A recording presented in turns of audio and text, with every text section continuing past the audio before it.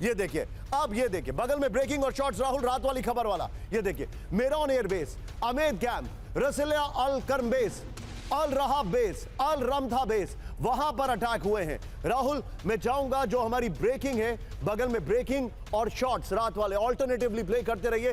सीधे चलिए विनोद सर के पास। विनोद सर, एक सवाल जो मैंने बचा के रखा था आपसे, जो मुझे पूछना था, वो सवाल ये था विनोद सर, हमास का सफाया, हिजबुल्लाह को टारगेट, हूती से निपटने के लिए अमेरिका का भयंकर deployment with the allied forces, क्या अगला टारगेट ईरान है?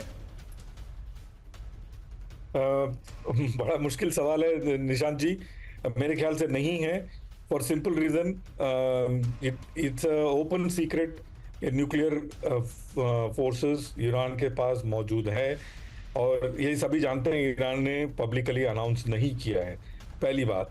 और दूसरी बात, Iran as it is geographically बहुत बड़ा इलाका है और बहुत स्पार्सली पॉपुलेटेड है, वहाँ कहाँ कहाँ अटैक करेंगे।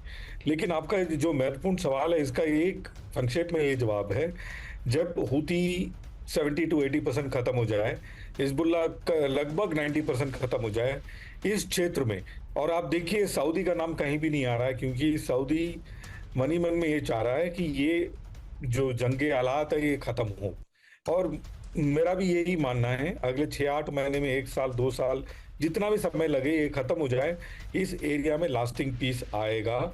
और ये मैथमेटिकली मैं बता रहा हूँ सर, आप जो बता रहे हैं, मैं आपकी बात को लेकर बहुत बहुत पॉजिटिव हूं, लेकिन मेरे फादर एक अंग्रेजी की सेइंग मुझे बताते थे, wishes were horses, beggars would ride. इस इलाके में कभी शांति नहीं आई और पिछले 20 साल का इतिहास है जो आज दिखाई दे रहा है, वो इतिहास गवाह है जिसकी वजह से ये सारे हालात हैं यहां पर। दिस इज एब्सोल्युटली सैड, लेकिन Vinod sir, you are giving us positivity. Rahul, अगली खबर सीधे यहीं से ब्रेक करिए, एक बार दिखाइए मुझे बड़ी खबर। सीरिया में आईएसआईएस का विध्वंसक हमला, इन शॉट्स को हम वेरीफाई नहीं करते हैं, लेकिन ये ईरान के हैंडल से आ रहे हैं। दिखाइए शॉट्स के साथ राहुल।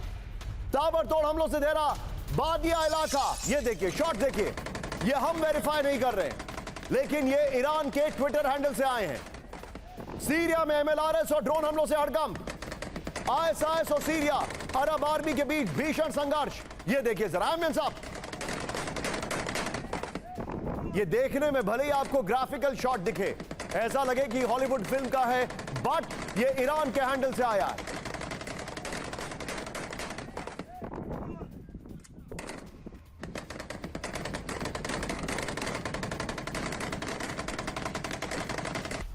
कार विस्फोट से शहर में दहशत, स्टिल्स हैं इसके राहुल, दिखाइए, बल्कि शॉट्स भी आ गए। वेल डन माय टीम, ये देखिए जिन्होंने आपके सामने शॉट्स लेकर आए। धमाके में 3 इजरायलीज की मौत हो गई है, 8 साल की बच्ची समेत 3 लोग गंभीर रूप से घायल हैं। ये कार में आतंकी हमलों की आशंका है, ये जानकारी आ रही है, यानी ये मैसेज है बड़ा लाउड एंड क्लियर कि हम कुछ भी कर सकते हैं। लेकिन फ्लोर ब्रेकिंग राहुल, ये वॉशिंगटन पोस्ट के हवाले से खबर है, वॉल स्ट्रीट जर्नल के हवाले से, याह्या सिनवार की क्रूरता का सबसे बड़ा सबूत, फिलिस्तीनियों की मौत का फायदा उठा रहा है Sinwar. Hamas leader Yahya Sinwar के लीक वीडियो का खुलासा। सिनवार ने कहा फिलिस्तीनियों की मौत जरूरी, जंग जारी रखने के लिए फिलिस्तीनियों का बलिदान, इजराइल वही जहां हम चाहते थे। सिनवार ने यह कहा है, लाशों पर यह हुकूमत करने वाला। आइए जरा इसके फ्लोर दिखाइए राहुल, फ्लोर दिखाइए, और ये देखिए फिलिस्तीन की मौत हमास के लिए जरूरी, याह्या सिनवार ने कहा। इस वक्त की बड़ी खबर राहुल, इजराइल में जो अटैक हुआ है कार वाला, वो ब्रेकिंग और शॉट बगल में प्ले करिए। फिलिस्तीनियों की मौत का फायदा उठा रहा है हमास, फिलिस्तीनियों की मौत को इस्तेमाल कर रहा है Hamas. Hamas leader Yahya Sinwar के लीक वीडियो के में खुलासा। सिनवार ने कहा फिलिस्तीनियों की मौत जरूरी है, जंग जारी रखने के फिलिस्तीनियों की मौत बलिदान है, इजराइल वही जहां हम चाहते थे, याह्या सिनवार ने कहा। राहुल, इस वक्त की सबसे बड़ी खबर, फ्लोर ब्रेकिंग, आज की सबसे हैरान करने वाली खबर। राहुल जरा ब्रांडिंग चेंज करिए यहां पर, आज की सबसे हैरान करने वाली खबर, और यह चिंताजनक खबर है। सीधा आइए, ब्रांडिंग चेंज करिए। ये यहां पर न्यूक्लियर की जो तैयारी चल रही है, उसमें अब जो खबर हमारे पास आ रही है वो ये है कि रूस, बेलारूस की तैयारी, नेटो न्यूक्लियर अलर्ट पर, फ्लोर ब्रेकिंग, रूस की डायरेक्ट न्यूक्लियर वार्निंग। ब्रेक करिए, परमाणु सिद्धांत बदल सकता है रूस। न्यूक्लियर वेपन के इस्तेमाल की धमकी, रूस के उप विदेश मंत्री की चेतावनी। अमेरिका नेटो न्यूक्लियर नीति में बदलाव के लिए कर रहे मजबूर। फुल स्क्रीन ब्रेकिंग दिखाइए राहुल विद शॉट्स। ये देखिए, रूस की डायरेक्ट न्यूक्लियर वार्निंग, परमाणु सिद्धांत बदल सकता है रूस। न्यूक्लियर वेपन के इस्तेमाल की धमकी, रूस के उप विदेश मंत्री की चेतावनी। यह बड़ी खबर है।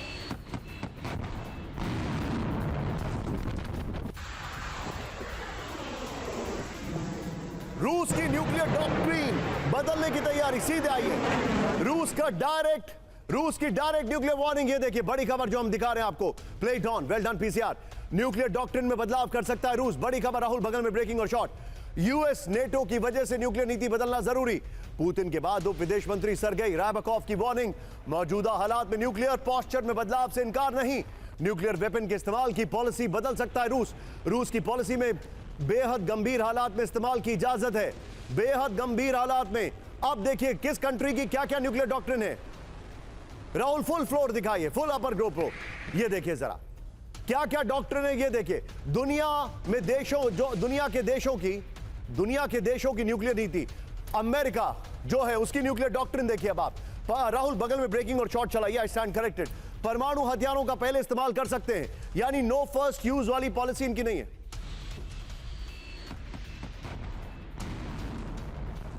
इस वक्त की बड़ी खबर राहुल, सीधा आइए जिप कैमरा पर।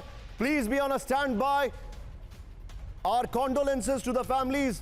बहुत बड़ी खबर है। कुवैत में जो इमारत में आग लगी उसमें 40 भारतीयों के मरने की आशंका। शॉट से राहुल दिखाइए जरा। 30 भारतीय अस्पताल में भर्ती। मंगाफ के भारतीय कैंप में लगी भीषण आग। यह बहुत चिंताजनक खबर है। यह कुवैत से खबर आ रही है इस वक्त की बड़ी खबर। यह देखिए मनीष, बताइए क्या क्या जानकारी आ रही है।